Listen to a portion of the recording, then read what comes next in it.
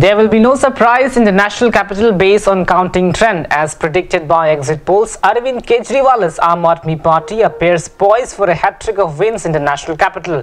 The ruling Aam Aadmi Party in Delhi retained the power with huge majority, winning 63 of the 70 assembly seats.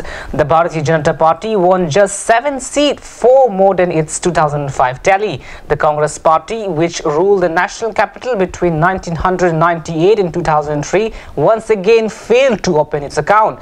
Delhi Chief Minister and Aam Aadmi Party national convener thanked the people of Delhi for reposing faith in its government. Delhi BJP Chief Manoj Tiwari accepted the public's mandate and congratulated Arvind Kejriwal.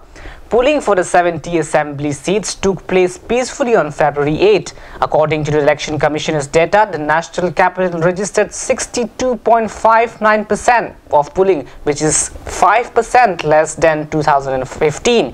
While the ruling party has sought to retain power on the development agenda, the BJP ran an aggressive campaign centered around issues of nationalism and anti-CAA protests.